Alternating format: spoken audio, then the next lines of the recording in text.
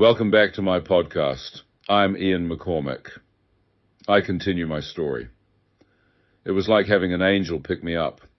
He ran inside, past the hotel swimming pool, and dropped me into a cane chair. About 3 meters away, the Chinese hotel owners were playing mahjong and drinking. All the tourists had gone to bed. The bar was closed, but they were still gambling. Ian and Daniel outside the hotel in 1994. Daniel dropped me there and disappeared into the darkness again. I wondered where he had gone, but then I realized that a black man couldn't speak to a Chinese man in this country unless he was asked to speak. I was going to have to try and communicate with these Chinese men myself.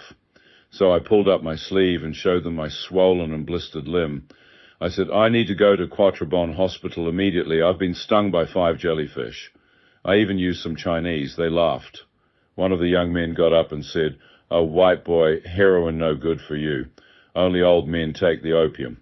He thought I was on drugs because I showed him my arm, and from that distance, it looked like I had injected myself. I was becoming furious and frustrated by this. I sat there trying to keep myself calm because I knew that if I got too excited, the poison would move more rapidly through my blood system. My right hand started to shake. It was twitching strangely between my knuckles in spasms.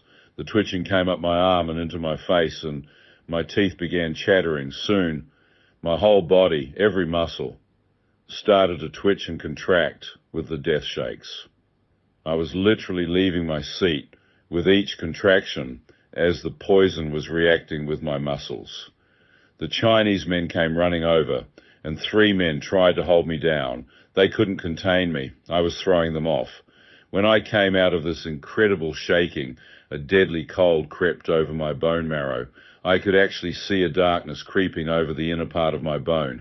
It was like death creeping over me. I knew my body was dying right before my eyes. I was incredibly cold. The men started putting blankets all over me, trying to keep me warm. One of them tried to pour milk down my throat, presuming I'd swallowed toxin. I could see one vehicle in the hotel car park. I knew which man it belonged to, as he had often driven past me and sounded his horn when I had hitchhiked from place to place. I pleaded with him to take me in his car to the hospital, but he refused. He wanted to wait for the ambulance to come. I was so mad I wanted to hit him, but I couldn't move either of my arms. I considered headbutting him, but I was aware that the adrenaline it would use might kill me. In a short while, the ambulance arrived, and out of nowhere, Daniel appeared with another security man. They picked me up in their arms and jogged with me back outside. I realized then that Daniel had gone straight to the switchboard and phoned the hospital himself. The ambulance came screaming in with its headlights sweeping the car park, did a U-turn in front of the hotel, and took off again. The ambulance driver was from a black hospital, so when there was no one at the front of the Chinese hotel to collect, he obviously thought he had his instructions wrong. So there I was, desperate, halfway to the gates, and I could see the ambulance disappearing around the corner. I tried to whistle, but my mouth was so parched, couldn't get a sound out. Daniel saw what I was trying to do, and he whistled as loud as he could. It ricocheted off the wall and down the road. The ambulance driver must have had his window down, because the red brake lights came on, and to my great relief, he backed up. The ambulance was an old Renault 4 with a front seat taken out and a camp stretcher put in its place. That's it, boys. That's the ambulance.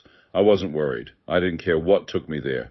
The driver didn't even get out of the ambulance. He leaned over, opened the door, and Daniel dropped me in on the stretcher. "No. How's your mother? How are you? Do you want a blanket? What's wrong with you?"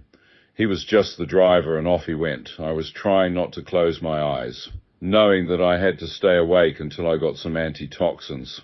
If only I could stay alive until I reached the hospital. Thanks for listening today. Please stay with me as I take you through that journey, one that shaped my life. See you tomorrow for Chapter 4.